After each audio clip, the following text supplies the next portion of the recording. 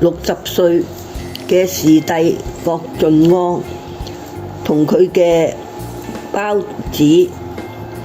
共同創立咗草基集團，近日上市，加上佢甚有投資嘅眼光，早前賣出咗工廈嘅單位，就獲得4000萬嘅盈利，手上仲有自住嘅康湖居單位同埋多項工商物業，市值都近成1億元。郭晉安早喺之前應該上岸唔憂做，佢早前怒口風就話會減少目前嘅工作，除咗專心做生意，同時仲找3、5知己就打網球享受人生。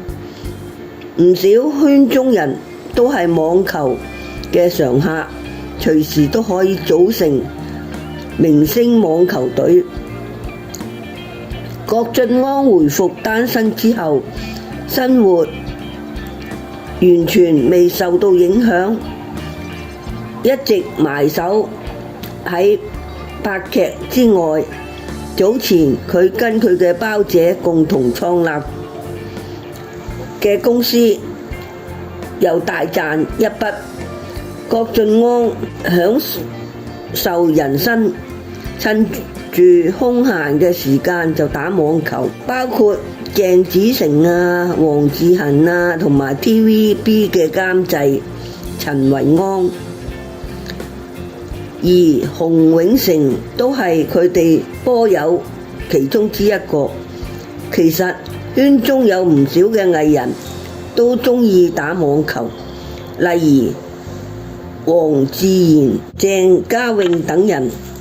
網民建議佢哋可以組成明星嘅網球隊，唔好讓明星足球隊專美。44歲嘅歐善儀，郭晉安嘅太太，5月宣布與 TVB 視帝郭晉安離婚之後，數湊身邊人嘅喺佢患上重感冒嘅時候冇細心照顧，引起網民嘅熱議。此外，歐善儀坦言就等錢使，賣車慳錢，兼密密咁到 TVB 電視台開工。歐善儀日前分享開工，大方晒出佢嘅顏照，皮膚竟然係超彈性，好緊緻。歐善儀近日為咗 Hot TV 新一季節目健康關注組開工，分享化妝前嘅照片。歐善儀44歲嘅皮膚相當之好，緊緻就冇瑕疵，多年嘅保養都得宜充滿咗少女感。離婚後狀態越來越好。歐善儀對於開工極興奮，佢發文新嘅一季健康關注組嘅拍攝開始啦。60歲嘅視帝郭晉安，自從同歐善儀今年5月突然宣布離婚，結束咗18年嘅婚姻之後，事業就更上一層樓。